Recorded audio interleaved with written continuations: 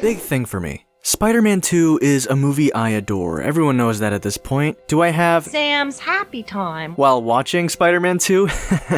Yes. It's a film that's so good to me that I compare every single superhero movie to it. Does it give me as much emotion? Does it give me drama? Characters I care about as much as those in Spider-Man 2? But I've never figured out how to really talk about this movie or where to start. I think there's plenty of videos on this movie online already, and I've been trying to figure out where my voice comes in. And I think I got it. I want to focus on this one scene. I wasn't even rewatching the movie when this happened, it just randomly came to me. I was, like I always am, thinking about Spider-Man, and then an image I always remember popped into my head. Spider-Man putting on his mask and a kid telling him, "It's good to have you back, Spider-Man."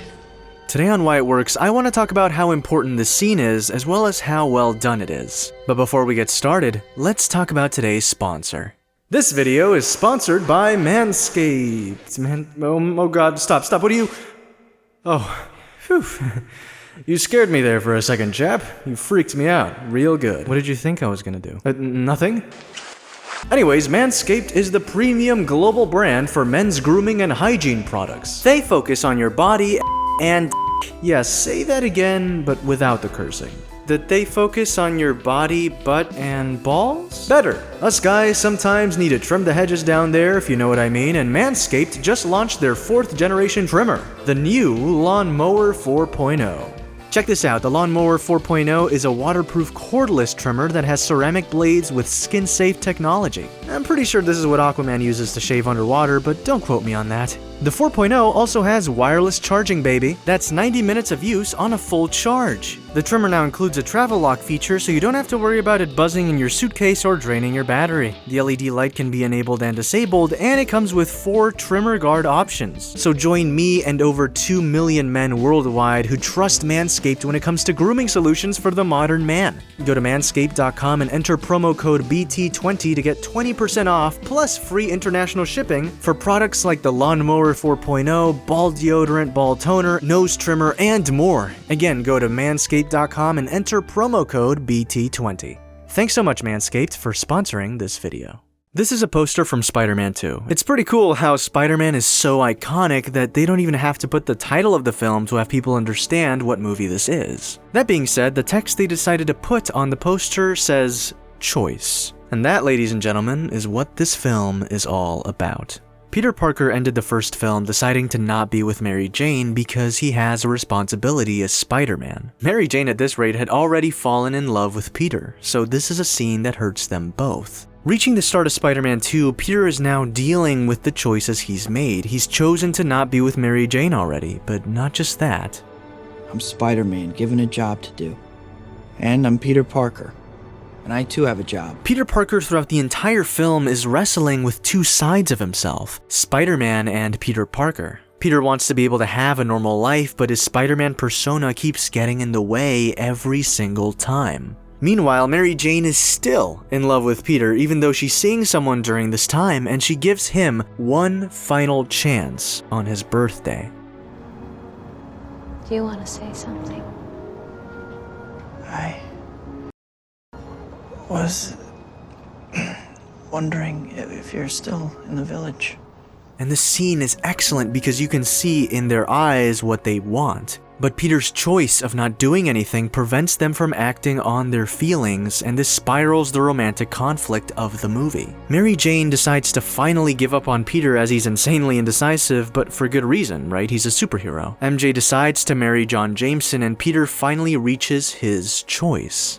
Remain Spider-Man and have to deal with these responsibilities, or finally do what I want. Be who I want to be. And we completely get it. The film spends nearly half its time explaining why Peter wanting a normal life is not a selfish choice. Because being Spider-Man requires you to be so selfless, it's almost insane. Choosing a normal life is a choice any one of us would make, especially after understanding what Peter goes through. Again, this film is incredibly insistent on showing us how selfless it is to be Spider-Man. No one understands what Peter's going through. He literally cannot talk to anyone. One of his most honest moments is when he's talking about his Spider-Man issues to his doctor, and even then, he's mostly lying. I'm climbing a wall, but I keep falling.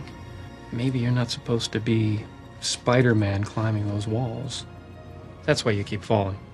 And once Peter makes his choice to just be Peter Parker, he's finally able to take control of his personal life again. We see that it's worth it. Peter is happy. He's content with what he's doing. But of course, not being Spider-Man means putting people's lives at risk. He's a superhero, the one person who's capable of saving people who would be impossible to save for the average person. He's the only one capable of stopping threats a mere human could never face. And Peter has to face this head on when there's a building on fire. He almost dies trying to save a child, but he succeeds. See, he can do good things. He doesn't necessarily have to be Spider-Man, right? Some poor soul got trapped on the 4th floor. Never made it out. Wrong. Spider-Man is necessary. It's something Peter eventually has to come to terms with. He decides he has to be Spider-Man and eventually fully becomes Spider-Man again when Dr. Octopus kidnaps Mary Jane. It's a selfless act, yet again, Peter knows what he has to do. He doesn't need compensation. He declines Mary Jane's final advance. Peter has great power and a great responsibility. Do you love me or not? I don't. So as we all know, Spider-Man goes to stop Dr. Octopus, they fight on the train, and Octopus kills the brakes. It's important to note that this scene is Spider-Man at his most desperate. All these people are gonna die. Peter doesn't even have his mask on anymore. It's do or die. And he does. He stops the train, he prevents all these people from dying. And once he's about to collapse, who picks him up? The people of New York. The people Spider-Man has fought so hard to protect are making sure he doesn't fall. It's something amazing about the Raimi films. They really underscore Spider-Man's connection to New York. It's a highlight in the first film. New York shows its appreciation for the hero, biding time for Spider-Man to save people in danger. And something similar happens here, but it's much more important. Why?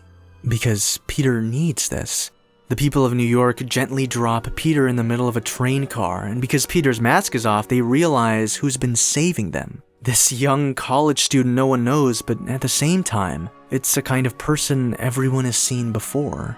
Spider-Man could be any one of them. Peter then wakes up, and we get this fantastic POV shot of him staring at all these faces, the faces of those he saved just now, old and young. And they're all looking at him with admiration. And this specifically ties in with the conversation Peter had with Aunt May. Well, he knows a hero when he sees one. Too few characters out there flying around like that, saving old girls like me. Peter then realizes he's maskless and everyone knows what he looks like now. But a New Yorker comes down to his level and calms him down. It's all right. Peter may have his personal struggles that he has to deal with, but the people in the streets, those that are saved by Spider-Man, they understand what kind of person Peter is and why he wears a mask. And then we get to this moment. We found something. Peter, in disbelief, accepts, and this entire time he's been fighting for these people he doesn't know, and attempting to manage his own life, completely forgetting about the fact that because he fights for these people, they're able to live theirs. Everything he does, it's worth it. Everybody loves a hero. People line up for him, cheer them, scream their names. It's good to have you back, Spider-Man.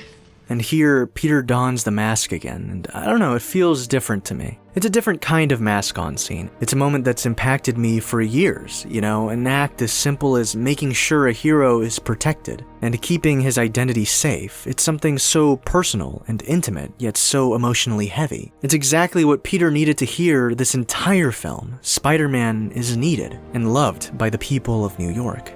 And I need more of this kind of stuff in current superhero movies. We always see superheroes protecting the people, we always see superheroes being selfless because yes, that's what they're supposed to be. But we never see often enough what they deal with by being selfless all the time. We never see the people the heroes are protecting protect the heroes back. Spider-Man 2 is the quintessential Spider-Man live-action film because it manages to understand the trials and tribulations that come with being Spider-Man, while at the same time recognizing that it isn't a one-way connection. I believe there's a hero in all of us that keeps us honest, makes us noble. He may be some kid under the mask, but once he puts it on, he's a symbol. a character that's larger than life, and one that inspires people to be better. And that's why it works.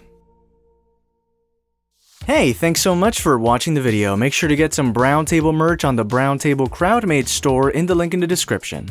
Thanks so much Dark Knight Fan 75 for the awesome Hope Griffin fan art. She looks so dope in your style. I love it when you guys send fan art. Thank you so much. And if you don't know who Hope Griffin is, check out Interstellar Ranger Commence. It's an animated series I'm making. Link in the description. And thank you so much patrons for supporting me. It's been a lot of videos out.